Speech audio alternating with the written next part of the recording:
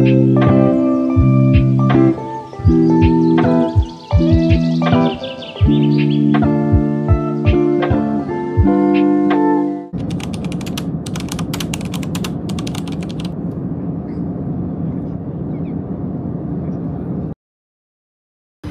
er ankommet til Kina, og indtil videre er det gået meget smooth.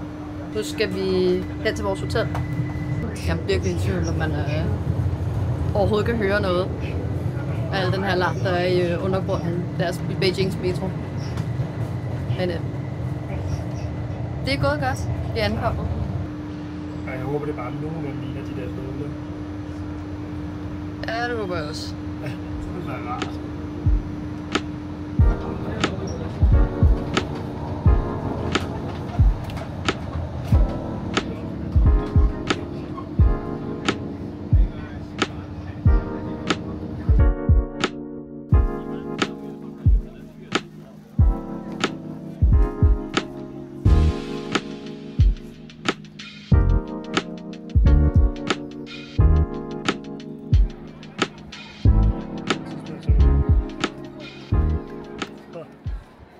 Kan du fortælle lidt om, hvor vi er henne? Vi er i den forbudte by, som blev bygget ifølge chatten for 500 år siden, 1400-tallet, og hvor at man kun måtte komme ind, hvis du blev godkendt af kejseren. Vi er gået ind af kejserens port, der ligger derhenne, og hvis nogen andre end kejseren gik ind af den port, så blev man henrettet. Det her, det var kejseren og hans følge, så eunukker, så mænd, der havde fået lavet snip-snip, hans harem, og så tjenestefolk, som har boet her indtil revolutionen, og at den sidste kejser blev smidt ud i 1924.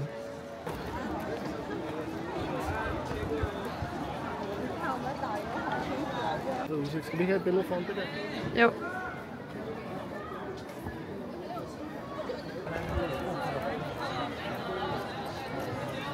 Det er virkelig flot.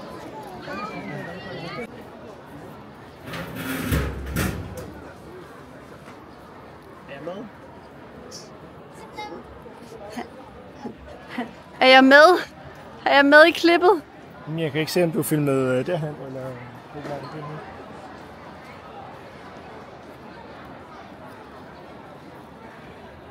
Vi er kommet ud af den forbudte by. Vi har spist hotpot. Vi blev ripped off til hotpot, men det var lækkert. Der var bare ikke så meget af det, og det kostede næsten, som det gjorde dem. Ja, det var faktisk virkelig dyrt. Men nu har vi prøvet hotpot. Nu har vi prøvet det, og det kan vi godt prøve igen på et tidspunkt. Jeg synes godt nok, man er lidt træt i sin bænk lige nu. Jeg har det fremragende. Men skal vi lige vise, prøv lige at se her, hvad der er i baggrunden. Det hedder Beihai Park, og er vist en af de lidt mindre kendte parker. Ja. Kendt, men du ved, ikke for os danskere, ikke?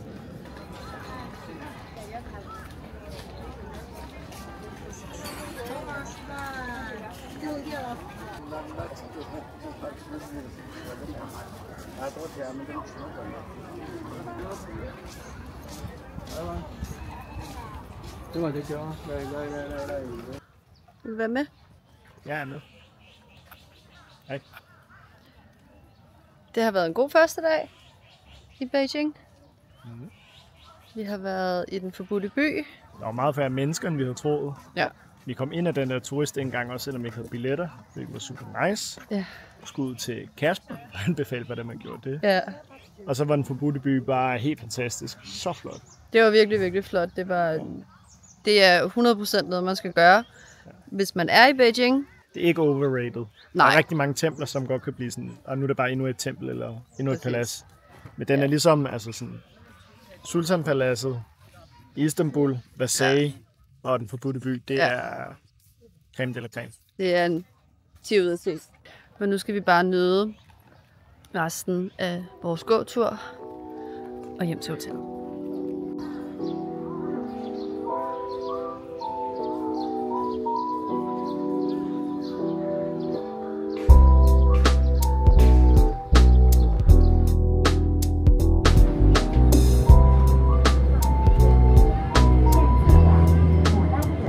Det er en ny dag i Beijing, og Rasmus og jeg skal ind og se Sommerpaladset,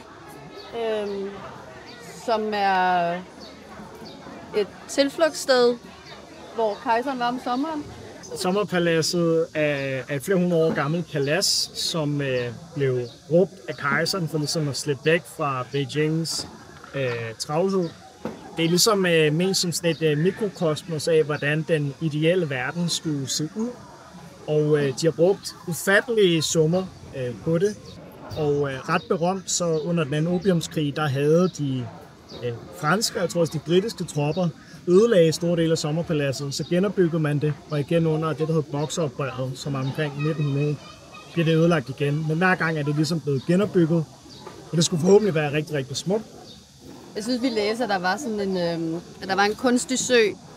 Var det en kunstig sø? Kunmingsøen. Kunmingsøen, hvor at de kejserfamilien angiveligt skulle have sejlet rundt på sådan nogle marmorbåde. Ja, hende der kejseren, hun valgte at bruge noget af flådebudgettet på at bygge en marmorbåd, der ikke kunne sejle. Det er ligesom, at svenskerne byggede et gigantisk skib, som så sagt i det sekund, det var i Stockholm hav. Så der er også sådan en tradition for at bygge skib, der ikke kan sejle. Der er super mange mennesker. Og det er super fugtigt, så det skal nok blive sjovt.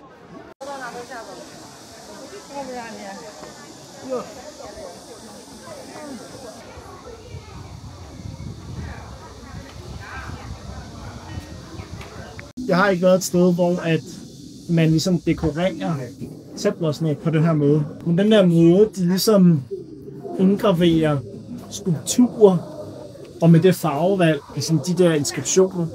Ja. Det er ret nyt. Ja, det er ret flot. Det er ret nice.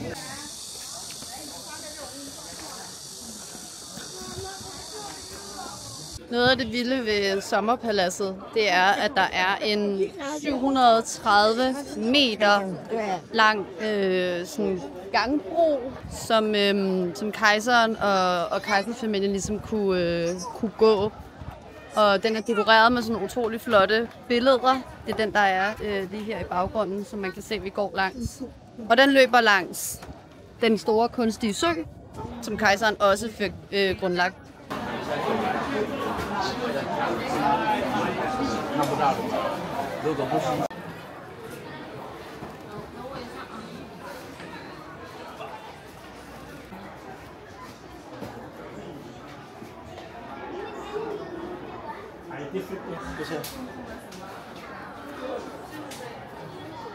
Wow.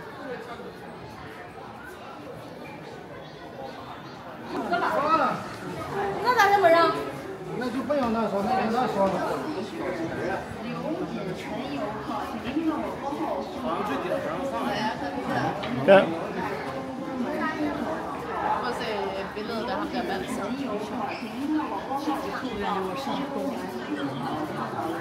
Nej, det er nok sådan en filosof, tror jeg. Tror du det?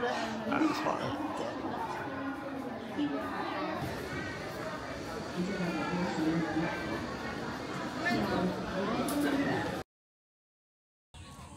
Temple of Heaven og den omkringliggende park er en af de mest poetiske og symbolmættede oplevelser i Beijing.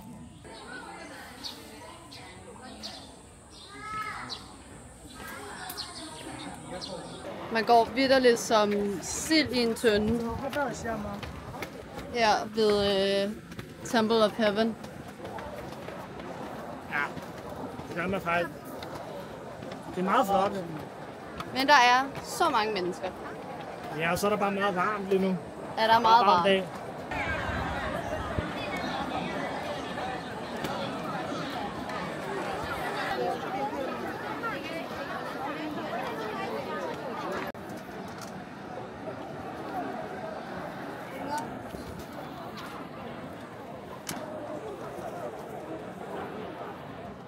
Det gider jeg ikke. Jeg er træt. En træt musse. Jeg er totalt færdig. Jeg sveder så meget.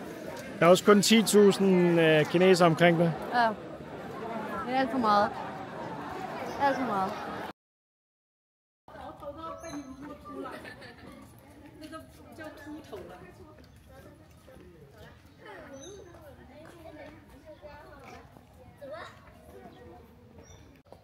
generelt er der rigtig mange mennesker i Beijing, og også de meget populære steder, som vi har været ude at besøge. Men nogle gange, så er man heldig, at man kommer til steder, hvor der nærmest ikke er nogen mennesker. Og lige nu, man kan se Rasmus i baggrunden, lige nu er vi inde i et af de hellige templer, som ligger her i Beijing. Og fordi vi er her en time inden de lukker, så er der stort set ingen mennesker. Så Rasmus han kan brede sig i hele templet.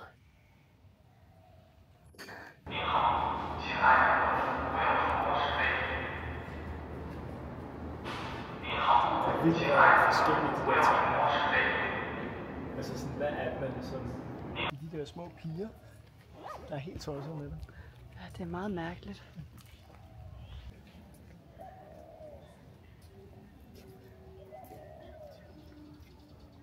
Det at have sådan nogle oplevelser som det her, hvor vi bare får mulighed for at gå helt uforstyrret i de smukkeste omgivelser i, ja, nok en af de travleste byer i Kina. Det er noget af det, jeg har glædet mig helt vildt meget til ved at skulle gøre det her. Så jeg er meget taknemmelig for, at Rasmus og jeg, vi tager den her tur og oplever de her ting sammen. Godmorgen. Godmorgen. Klokken er 5:46. Og vi skal til den kinesiske mur i dag. Vi er stået meget tidligt op. Men det er fordi, vi gerne vil prøve, så vi kan komme derud, inden at der kommer virkelig, virkelig mange turister. Det er sådan, som jeg har forstået det, at de fleste turistbusser, de tager afsted sådan kl. 8 om morgenen, og så tager det 2 timer eller sådan noget at komme derud. Så det vil sige, at der er rigtig mange, der nok først er der et sted mellem 9:30 og 10:30. Og sådan som jeg kunne læse mig til, så åbner muren kl. 7:30. Så hvis vi er der 7:30, og hvis vi er heldige, så har vi måske 2 timer, inden at der kommer sådan virkelig mange mennesker. Og det ville jo faktisk være lidt rart. Også fordi det var egentlig meningen, vi skulle have været hen til et andet sted på den kinesiske mur og vandre. Men vores tog blev simpelthen afløst. Så nu prøver vi at gøre det på den her måde. Og se om det ikke også bliver skønt alligevel. Det bliver super spændende. Lad os håbe, at vi dodger nogle af alle turisterne. Og nu skal vi ind i 7-Eleven og købe en masse morgenmad. Og vi er efterhånden, nu er det 3. dag i træk eller sådan noget, vi er der. Fordi at, der er ret meget, der først åbner senere. Nu håber vi, at de har åbent. Ja. 7-13. 7-13.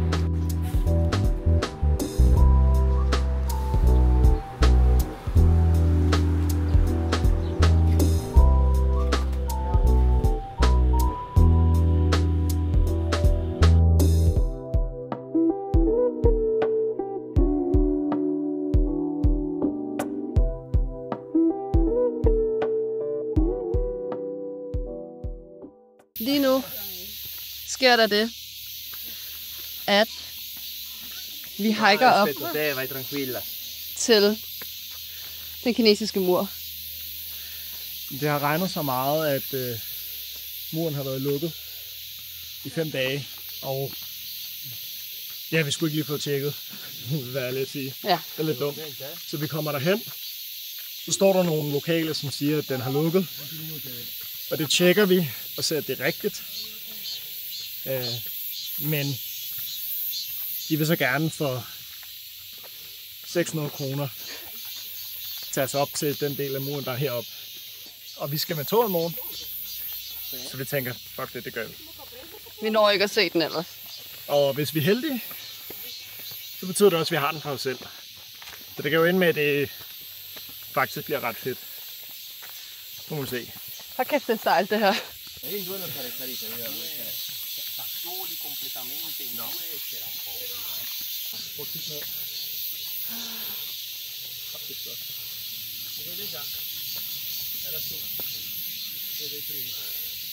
Status er nu, at vi kan se muren. Den er cirka 10 minutter væk. Det er så varmt. Fordi vi hiker op i sådan pænt offroad. Men det bliver mega godt. Så nu skal vi bare op. Jeg ved ikke, om man kan ane den. Men den løber deroppe. Den er lige ved siden af det. Lige der. Oh my god. Ej, det er det, Tine vil sige det. Der sker det lige nu, at vi står og diskuterer med guiden, om vi kan komme op på muren. Der er helt klart en sprogbarriere, fordi han taler ikke engelsk, og vi taler ikke kinesisk, så vi prøver at finde ud af, hvad vi kan gøre med Google Translate og sådan lidt forskelligt. Det bliver lidt spændende at se, om vi får lov til det.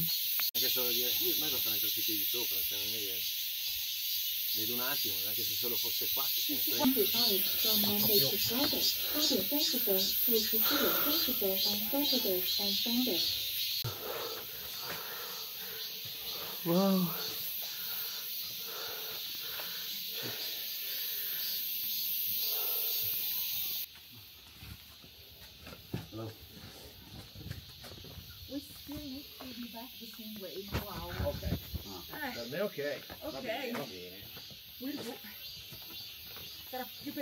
Vi er nu på den kinesiske mur.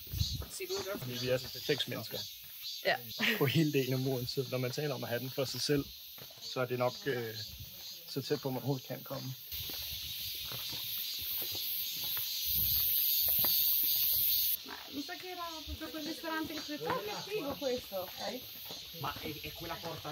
Men prøv lige at se.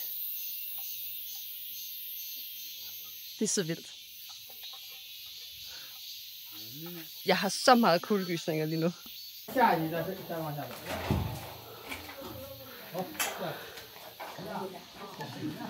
Tænk, at vi fik lov til at komme derop.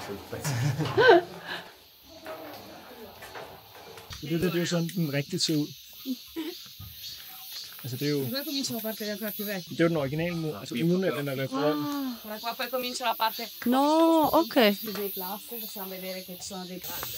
No, tecnicamente la si sta riprendendo.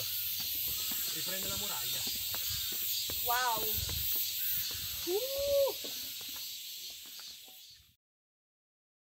Jeg har lige spist andefødder med en fucking fejl. Vi troede, det var beef jerky i morges. Og så kigger jeg på det, og så er det kraftedme andefødder. Det var faktisk ikke så slemt. Konsistensen var forfærdelig. Jeg vil hellere have beef jerky. Vi er kommet tilbage til Beijing. Vi delte en Didi. Ja, med nogle søde italienere. Ja, og nu tager vi ind i Lama-templet. Så ser vi på, hvad vi har lyst til bagefter. Om vi bare skal hjem og chille. Eller om vi skal ud og se. Fedt.